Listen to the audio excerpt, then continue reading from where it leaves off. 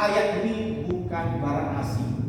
Hampir setiap bulan, mungkin setiap minggu ini didengungkan kepada kita semua. Saudara sudah tahu satu-satu, saudara sudah tahu ini adalah amanah agung. Kalau ada orang meninggal, orang tua, kemudian dia panggil anak-anaknya, kemudian dia menyampaikan sesuatu, menurut saudara itu penting atau tidak? Penting. Ini sebelum dia terangkat ke surga, dia memberikan akan perintah ini kepada ke-11 muridnya. Nah, menariknya kalau kita perhatikan, jarang sekali kita lihat ayat-ayat sebelumnya dari ayat 18 sampai 20. Kita akan lihat di ayatnya yang ke-17. Oke. Ketika melihat dia, mereka menyembahnya, tetapi beberapa orang ragu-ragu. Beberapa orang dari mana? Dari yang 11 itu. Jadi ada yang ketika melihat Yesus mereka langsung menyembah Yesus, tapi ada yang ragu-ragu. Kalau kita perhatikan dalam teks aslinya itu kata ragu-ragu itu adalah distaso. Bahasa Inggrisnya I will doubt, dalam bahasa Indonesia goyah secara mental. Ada yang keren sekarang kena mental. Mungkin kurang lebih seperti ini. Yesus tidak sengaja atau tidak sedang membuat murid-muridnya itu atau beberapa murid-muridnya itu ragu-ragu, tapi karena keadaan mereka sendirilah itu yang membuat mereka ketika melihat Yesus, mereka pikir ini siapa ini? Tapi ada beberapa yang langsung menyembah, mengakui bahwa ini adalah Yesus. Tapi ada beberapa juga yang ragu-ragu. Muncul pertanyaan, siapakah yang ragu-ragu? Apakah Petrus? Apakah Yohanes? Atau siapa? Kita tidak tahu siapa yang ragu-ragu. Pertanyaan yang kedua yang muncul, karena apa sih mereka ragu-ragu? Apa yang saya temukan, mereka ragu apakah ini Yesus atau bukan. Kita pernah ingat satu waktu murid-murid Yesus sedang ada di atas perahu dan kemudian Yesus menampakkan diri. Kemudian Matius 14, kalau tidak salah, itu Yesus menampakkan diri kepada murid-muridnya dan murid-muridnya bilang, itu hantu, dan mereka berteriak ketakutan. Kemudian Yesus bilang, tenang, ini aku. Kemudian setelah Yesus bangkit, dia menampakkan diri kepada dua orang muridnya di jalan menuju ke Emmaus. Nah, jadi ternyata Yesus itu biasa. Jadi Yesus suruh murid-muridnya pergi, kemudian dia datang menyusul, saudara. Nah, apa yang bisa kita temukan di sini adalah sekalipun ada beberapa orang yang menyembah Yesus dan juga ada beberapa murid Yesus yang masih ragu-ragu, oh ini Yesus atau bukan, dalam keterbatasan mereka, tapi Yesus langsung berkata, kepadaku telah diberikan segala kuasa, baik di sorga maupun di bumi, dan seterusnya. Kita tahu penekanan itu pada menjadikan semua bangsa murid. Bagaimana menjadikan semua bangsa murid? Pergi, baptis, dan ajar. Penekanannya adalah bagaimana menjadikan murid. Bagaimana cara menjadikan murid? Kita harus pergi, baptis mereka, dan ajar mereka sampai mereka melakukan. Tetapi beberapa masih ragu-ragu. Jadi artinya apa? Bapak Ibu Saudara, adik-adik mahasiswa yang saya kasihi, sekalipun murid-murid Yesus itu ragu-ragu, Yesus tetap memberi perintah yang sangat terkenal itu, yaitu amanat agung. Kita tidak tahu persis apa keadaan pada waktu itu, tetapi Alkitab sudah mencatat bahwa mental mereka itu goyah. Artinya apa? Sekalipun engkau itu terbatas, sekalipun saudara itu terbatas, ada yang lahir, yang dari kampung, boleh katakan? Yang lahir kampung bukan di kota, misalnya kalau di Kupang, di kota Kupang. Ada yang lahir di pelosok? Pelosok. Saya lahir, KTP saya Manado, tapi aslinya bukan Manado. Saya lahir itu sekitar 1,5 jam atau 2 jam dari kota Manado, di kampung kemudian agak ke dalam. Waktu sekolah, ya begitulah orang marin. Kalau lihat pesawat suka bilang, kapal minta doi, orang ada kapal minta doi. Ada nggak sini saudara? Ada nggak? Ada. Nah sekarang saudara ada di sini. Mungkin saudara bilang, aduh siapakah saya ini? Ada yang di sini sekolah, ini bukan rahasia, sudah pasti bukan rahasia. Ada yang school fee-nya, biaya sekolahnya dibantu oleh anak-anak. Malu nggak? Bukan rahasia, saudara sudah tahu itu bukan rahasia, betul ya Pak Ketua. Sudah bukan rahasia, ada yang dibantu. Saya SMA itu dibantu orang karena papa saya meninggal saya 10 tahun. Kemudian hidup terlunta-lunta, bersyukur ada hamba Tuhan yang menolong saya. Jadi saya harus tinggal di rumah pendeta, jadi tukang ngepel, tukang suruh-suruh. Akhirnya saya hidup mereka dan akhirnya saya menyerahkan diri saya kepada Tuhan. Sekolah dibiayai juga. Sekolah dibiayai. Jadi kadang malu. Dulu handphone yang besar itu, handphone yang besar dulu di kampus sudah ada handphone. Ada. Makan pecel lele dan top itu. Makanya saya bertahun-tahun gak makan lele karena keseringan makan lele. Ya, kuliah tinggal lagi di tempat orang, kelihatannya mau lihat hari esok itu terbatas, keadaan terbatas, ragu dengan hidup yang akan datang. Sudah mulai ini tapi masih ragu. Saya nggak usul saudara angkat tangan, tapi saudara yang jauh sendiri keadaan. Kenapa kita ragu? Karena keterbatasan kita melihat Tuhan. Jadi sekalipun engkau terbatas, masih muda, pengenalan akan Tuhan masih minim. Sekali lagi, pengenalan akan Tuhan masih minim, tapi amanat agung itu harus disampaikan kepada saudara. Sekalipun murid-murid ada yang menyembah Yesus, ada yang ragu-ragu, amanat agung itu harus tetap disampaikan. Jadi nggak peduli kondisimu seperti apa.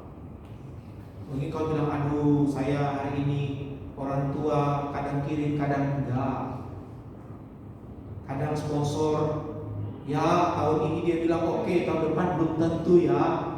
Ya bisa seperti itu. Mungkin saudara harus datang sama PK berapa, atau saudara datang sama Pak Ketua, Bapak tolong saya jangan sampai saya. Mungkin seperti itu. Dan kau merasa, aduh bagaimana saya mau melakukan akan perintah Tuhan. Karena murid-murid mungkin berbeda karena mereka tidak sedang studi, tapi mereka sedang studi secara langsung dengan Yesus. Dia tidak di bangku sekolah, tapi dia sedang studi langsung, baik di bangku sekolah atau bukan di bangku sekolah, tapi namanya studi, sedang belajar. Kita tuh masih sedang proses. Oleh sebab itu, jangan kau meletakkan atau membuat dirimu, wah saya ini kan cuma lahir di kampung, orang tua saya pun sudah gak ada, mungkin saya sudah yatim piatu, saya ini masih muda. Ada yang berpikir, aduh saya kan baru tingkat 1, apalah saya ini. Tapi saudara, amanat agung itu harus datang kepada saya dan saudara. Enggak peduli keadaanmu seperti apa, enggak peduli latar belakangmu, kamu kotor, jorok, bagaimana hidupmu sebelumnya, tapi Tuhan itu menghargai hidupmu.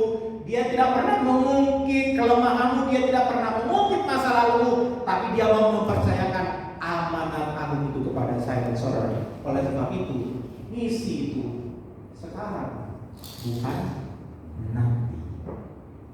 Misi Tuhan itu sekarang, bukan nanti. Coba kita lihat. Kita tahu keadaan murid-murid. Mereka sudah lihat contoh dari Yesus. Bagaimana Yesus memberitakan Injil. Mereka sudah melihat mujizat demi mujizat. Mereka juga diutus Yesus untuk belajar melayani, memberitakan Injil, menyembuhkan yang sakit, mengusir orang yang terikat dengan roh jahat.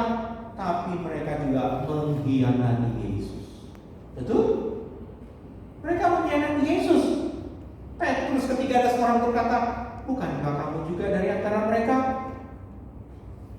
Bilang tidak. Mereka menyaksikan kematian dan kebangkitan Yesus, masih juga ada di antara mereka yang ragu-ragu.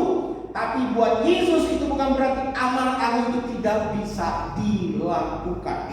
Yesus tidak tunggu mereka sempurna atau ahli dulu. Yang penting mau. Apapun keadaan hari ini, yang penting mau. Karena misi Tuhan itu bukan nanti kalau saya sudah selesai, nanti kalau saya sudah tingkat 4, nanti kalau gelar sarjana sudah ada. Tidak, dan bersyukur di tempat ini saudara tidak tunggu nanti, tapi sejak saudara masuk, saudara mulai diperkenalkan dan saudara mulai didorong. Betul Pak? PK 3. Siap. Betul kan Pak? Mungkin saudara bilang, aduh, saya nggak bisa, saya tidak ada kemampuan, saya terbatas. Berhenti suka bilang, bagi Tuhan tidak ada yang tidak mungkin. Kalau saudara bilang, saya terbatas, orang tua saya begini, sekolah aja malam-malam, yang lain pergi ke kantin, saya cuma lihat dari jauh. Saya juga begitu. Sampai satu waktu, akhirnya saya melihat sendiri. Jadi saudara, jangan lihat keterbatasanmu, tapi lihat kepada Tuhan yang memanggilmu, Tuhan yang menyertaimu. Sulit, tetapi kita tidak sendiri karena ada Roh-Nya yang bersama kita. Ingat, amanat agung itu adalah kehendak Tuhan sendiri, dan Dia berkata Dia menyertai kita. Kalau kita baca amanat agung itu dimulai dengan kuasa dan ditutup juga dengan kuasa. Jadi waktu engkau memulai disertai dengan kuasa, dan waktu engkau menjalankannya, kuasa Tuhan menyertai. Saya ingat waktu saya pindah ke sini, nah saya ketemu ada orang asli sini.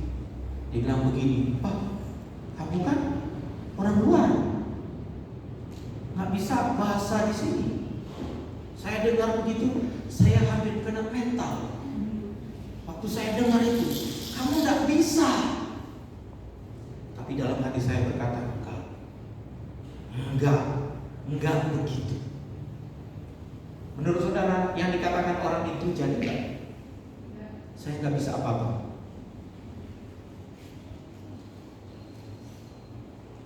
Justru orang itu yang saya lihat, ya begitu saja. Saya tidak sedang menghakimi, tapi saya tidak mengambil kata-kata orang itu yang membuat saya bisa ragu, membuat saya bisa berpaling, buat saya tidak bisa maju. Dan saya kasih tunjuk kepada adik-adik semua, Tuhan yang menyertai kita itu Tuhan yang perkasa. Amen. Tuhan yang hebat. Saya mau kasih tunjuk, ini yang terjadi dari bulan Mei. Saya ambil yang sebelumnya, ini yang terjadi dari bulan Mei barusan. Makanya sebentar saya tutup karena mau follow up. Ini salah satu saya cerita. Jadi benar gak orang itu membuat saya ragu? Ya secara manusia terbatas, tapi saya tidak hidup dari apa kata orang itu, dan saya maju saja. Nah, ini yang terjadi. Ini baru dari bulan Mei kemarin. Oke? Nanti Tuhan akan tambahkan. Murid-murid Yesus, mereka ditambahkan. Kalau kita baca di Lukas pasal 19, Sakius ketika dia bertemu Yesus bilang apa? Hari ini juga keselamatan terjadi. Itu bicara apa? Bukan nanti. Ketika Yesus bertemu, Yesus selalu bilang, hari ini keselamatan. Kalau saudara bertemu dengan orang, saudara bilang, aduh Pak, tunggu nanti saya selesai tingkat 4 dulu, baru. Bagaimana bisa? Saya ini kan belum bisa apa-apa. Waktu Filipus juga, ketika Ketika Roh Tuhan menyuruh Filipus untuk ketemu dengan Sida, dan Filipus menjelaskan memberitakan Injil dari kitab Nabi Yesaya. Kemudian Sida itu kasih ya. Kalau tahu kasih, orang yang menyerahkan diri, maaf, itunya dikebiri, sehingga dia tidak ada birahi lagi untuk permaisuri. Jadi waktu dia bilang di situ ada air, terus coba Filipus bilang, aduh, tunggu dulu, saya lapor dulu sama Petrus, saya lapor dulu sama, saya nggak bisa.